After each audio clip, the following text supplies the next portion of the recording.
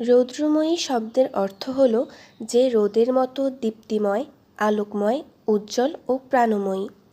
মজার ব্যাপার হলো রৌদ্রময়ী নামে আসলে একটি জনপ্রিয় ফেসবুক পেজ আছে। পেজটি তার অনুসারীদের শিক্ষণীয় ও সুস্থ লেখা ও গল্প উপহার দিয়ে থাকে। লেখাগুলো লিখেন আমাদেরই দিনদার এবং বুদ্ধিমতী বোনেরা। তাদের লেখা সেই গল্পগুলো থেকে বাছাই করা অনন্য সুন্দর গল্প দিয়ে সাজানো রৌদ্রময়ী বই, অর্থাৎ এক একটি গল্প এক একজন লিখেছেন। এই বইটি আমার ব্যক্তিগতভাবে খুবই ভালো লেগেছে, এই জন্যই অডিও বুকের লিস্টে এই বইটিকে রাখা। বইটির শুরুতেই রৌদ্রময়ী কারা এবং তাদের কিছু কথা পাঠকদের জানিয়ে দেওয়া হয়েছে। কী লেখা আছে চলুন পড়ে শোনাই।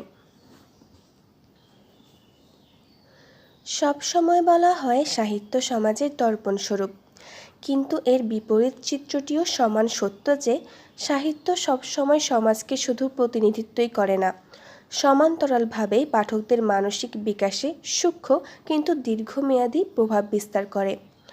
অর্থাৎ লেখনীর এমন শক্তি রয়েছে যে ছাপার অক্ষরের মাধ্যমে একটি পুরো প্রজন্মের মানসিকতার আমূল পরিবর্তন সাধন করা যায়, সেই সাথে পরিচ্ছন্ন ও সত্যান্বেষী অন্তর্গঠনকল্পে উজ্জীবিতও করা যায়।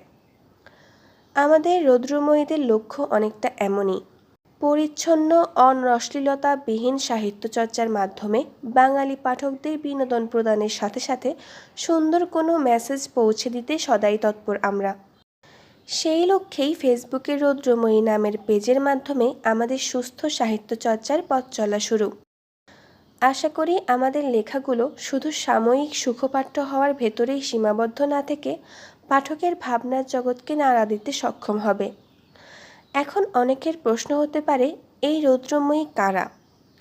রৌদ্রময়ী হচ্ছেন সেই নারীরা যারা তাদের লেখার মাধ্যমে ইতিবাচক মানসিকতার আলো ছড়িয়ে দেন, যেখানে থাকে না স্বাধীনতার নামে স্বেচ্ছাচারী জীবনের দিকে আহ্বান, বরং তাদের লেখায় আল্লাহ সুবহানাহু তাআলার বিধানের প্রতি সম্মান প্রদর্শনপূর্বক সামগ্রিক জীবনযাত্রা ও সামাজিক সম্পর্কগুলোর প্রতি দায়িত্বশীলতা প্রকাশ পায়।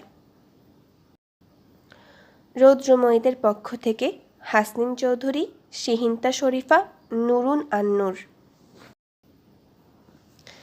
আচ্ছা, তো এখানেই রাখলাম প্রথম পর্ব। পরবর্তী পর্ব থেকে আমরা রৌদ্রময়ীদের লেখা সুন্দর গল্পগুলো শুনব এবং শিক্ষা গ্রহণের চেষ্টা করব ইনশাল্লাহ। আজ এই পর্যন্তই। পরবর্তী গল্প শোনার আমন্ত্রণ জানিয়ে আজকে এখানেই শেষ করছি। আল্লাহ হাফেজ।